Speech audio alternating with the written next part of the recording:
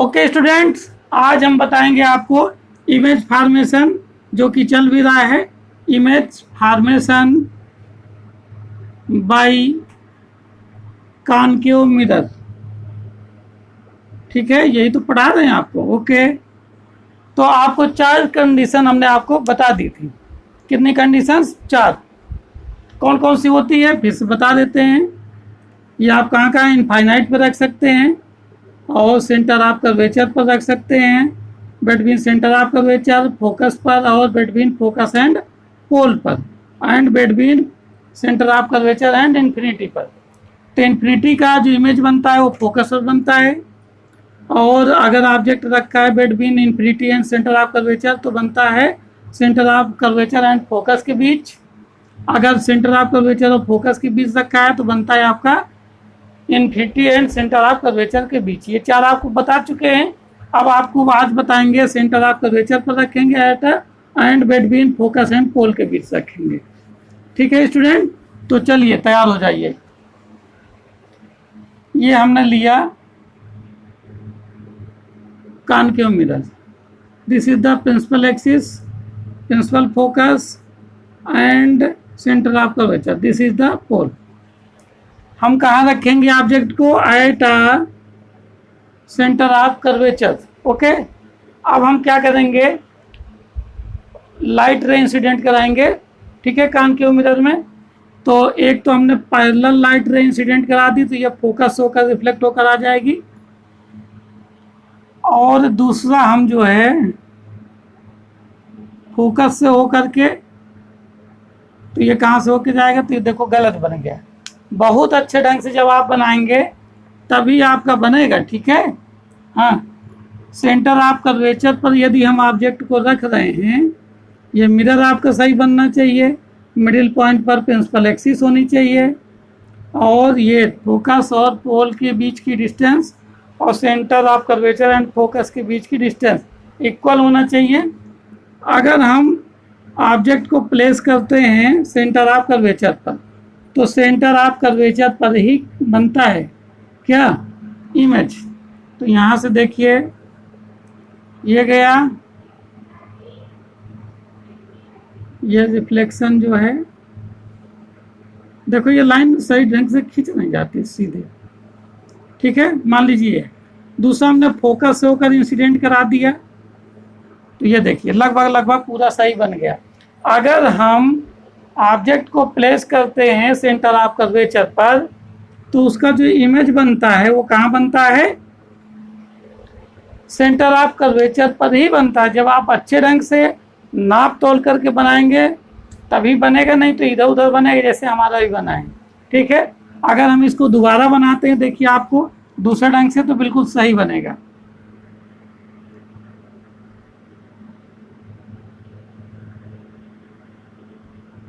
ये centre of curvature पर हमने रख दिया। अब देखो दूसरा तरीका क्या बनाने का, मैंने उतना ही बड़ा खींच दिया। अब स्वाभाविक है कि ठीक, अब यहाँ से ये लाइट रेंज और दूसरी ये। अब देखिए बिल्कुल इक्वल बन गया, अब बराबर बन गया, लेकिन मैंने तरीका दूसरा अपनाया है।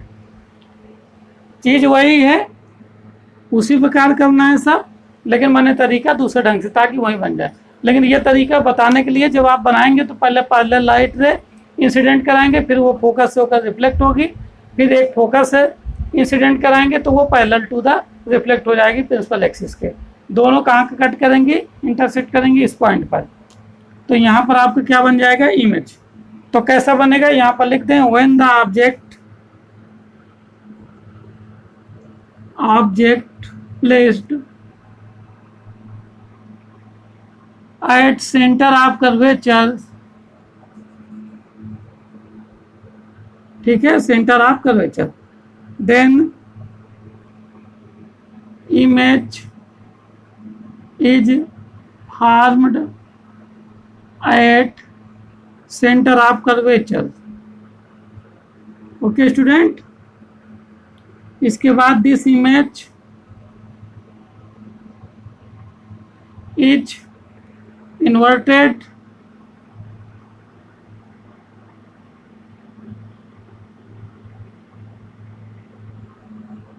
equal to object equal to size of object and real.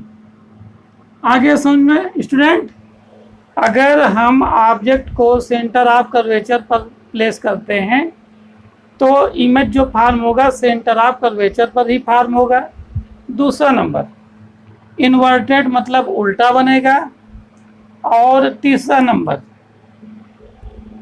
Object के साइज के इक्वल, यानी जितना ऑब्जेक्ट है उतना ही बड़ा आपका इमेज भी बनेगा और रियल बनेगा। क्यों? क्योंकि ऑब्जेक्ट जिधर है उधर ही इमेज आपका बन रहा है। तो ये आपका हो गया। तो कितने हो गए? 5 हो गए। अब आपको छठवां बताते हैं, 6th नंबर। अगर ऑब्जेक्ट हमारी प्लेस्ड हो कहाँ पर? बिटवीन फोकस एंड पोल।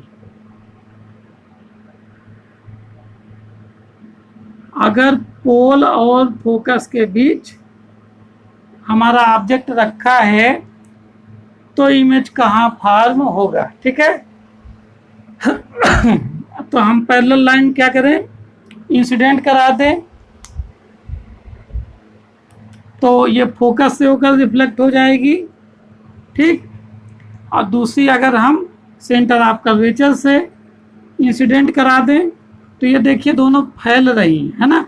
तो आगे जाके कहीं नहीं मिलेंगे। तो इनको अगर हम पीछे की ओर ले जाएं तो ऐसा लगता है ये किसी पॉइंट से आती हुई प्रतीत हो रही है। ठीक है।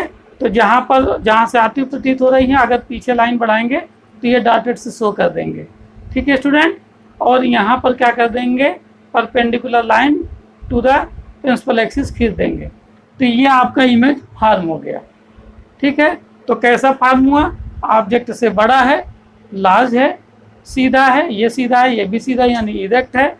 और ये वर्चुअल हो जाएगा क्योंकि जो इमेज फॉर्म हो रहा है वो ऑब्जेक्ट की तरफ फॉर्म नहीं हो रहा है। तो इमेज कैसा फॉर्म होगा? Virtual.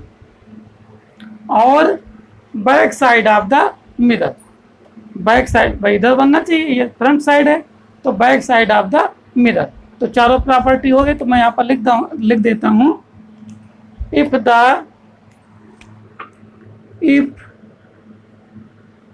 object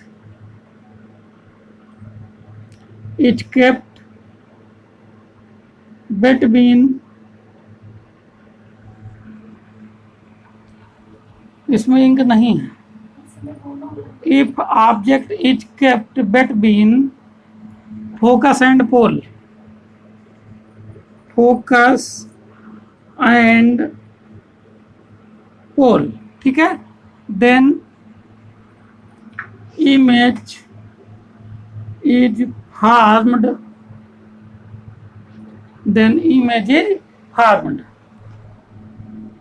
backward of the mirror। ठीक है। पहला नंबर तो ये हो जाएगा। दूसरा नंबर, दिस इमेज इज कैसी? वर्चुअल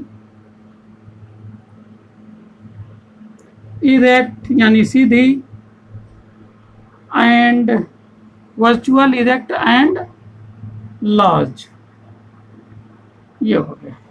अगर आपकी ऑब्जेक्ट कहाँ प्लेस है? Between focus and pole, then image is formed backward of the mirror and this image virtual, है ना, आभासी होगी, वस्तु से बड़ी यानी लार्ज होगी, और दो हो गए, और इरेक्ट यानी सीधी होगी। तो इस प्रकार से आपका image formation by concave mirror complete हो गया। कल हम आपको बताएंगे image formation by convex mirror. ठीक है। तो कल वो ख़त्म हो जाएगा। तो आज के लिए स्टूडेंट इतना ही। बढ़िया ढंग से बनाइए डायग्राम और सीखिए। प्रैक्टिस करेंगे तभी आएगा, प्रैक्टिस नहीं करेंगे आने वाला नहीं है। ठीक है स्टूडेंट। तो ओके, थैंक यू।